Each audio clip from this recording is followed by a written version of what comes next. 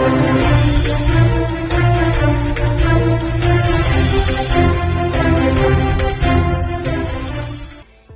Delhi gate ખાતે નવા city bus ટર્મિનલનું સોમવારના રોજ રાજ્યમંત્રી હર્ષ સંઘવીના હસ્તે લોકાર્પણ કરાયું હતું। સુરતના રેલવે સ્ટેશન પાસે દિલ્હી ગેટ પર ગૃહ રાજ્યમંત્રી હર્ષ સંઘવીના હસ્તે સુરત સ્ટેશન સિટી બસ ટર્મિનલનું લોકાર્પણ કરાયું હતું।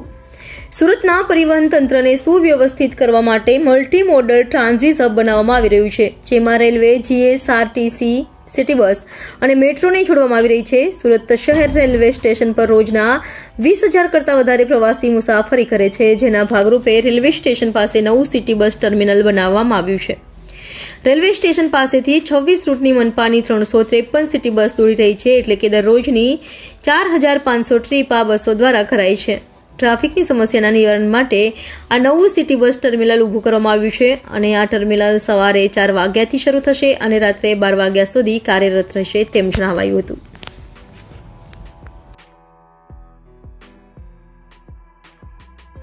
સૌથી ઝડપથી વિકસતું શહેર તરીકે ઓળખાય છે। આ શહેરમાં રોજ બે રોજ વધતી વસ્તીના કારણે રેલવે સ્ટેશન પર અવર જવર એ ખૂબ મોટી સંખ્યામાં વધી હોય ત્યારે રેલવે સ્ટેશન પર ખૂબ ટ્રાફિક જામ થતું હોય અને એવા સમયે આના ટેકનિકલ રસ્તા કઈ રીતે નિકાલવા તે માટે મહાનગરપાલિકા, સુરત પોલીસ વિભાગ અને જિલ્લા પંચાયતે સાથે મળીને આ એક સૌથી ઉત્તમ પ્રયાસ કરવામાં આવ્યો છે।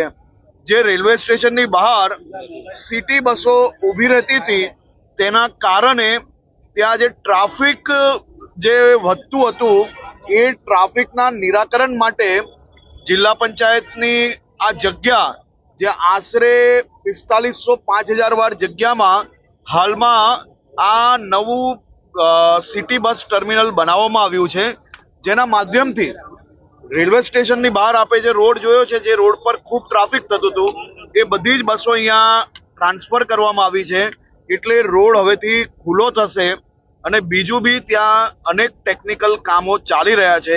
આવનારા દિવસોમાં એ કામગીરી બી કરવામાં આવશે, જેથી લોકોનો ટ્રેન પકડવામાં જે ક્યાંક મોડું વહેલું થતું હોય તો એવું ના થાય અને સમયસર એ લોકો રેલવે સ્ટેશન પહોંચી શકે તે માટે આ વ્યવસ્થાઓ કરવામાં આવી રહી છે। બીજું કે ડેલીના હજારો વાહનો જેનું પેટ્રોલ ડીઝલ આના કારણે ખૂબ મોટા પ્રમાણમાં બચશે, જે શહેર માટે, આપણી ઇકોનોમી માટે ખૂબ જ ઉપયોગી છે। તો આવા એક પ્રયાસ થકી અનેક નિરાકરણો આવનારા દિવસોમાં આવશે અને આ જ પ્રકારે ટીમ સુરત દ્વારા મહાનગરપાલિકા હોય, મેયરશ્રી હોય, સ્ટેન્ડિંગ ચેરમેન હોય, મ્યુનિસિપલ કમિશનર હોય, પોલીસ કમિશનર હોય, જિલ્લા પંચાયતના ડીડીઓ હોય કે પછી કલેક્ટરશ્રી અને જિલ્લા પંચાયતના પ્રમુખશ્રી, આ બધાએ ટીમ સુરત તરીકે આ સૌથી ઉત્તમ ઉદાહરણ રાજ્યને સામે મૂક્યું છે, કારણ કે રાજ્ય સરકારના કોઈ બી પ્રકારના હસ્તક્ષેપ વગર લોકલ ટીમે સાથે મળીને આ એક ઉત્તમ ઉદાહરણ રાજ્યમાં પેશ કર્યું છે। તે બદલ આખી ટીમ સુરતને હું ખૂબ ખૂબ અભિનંદન આપું છું।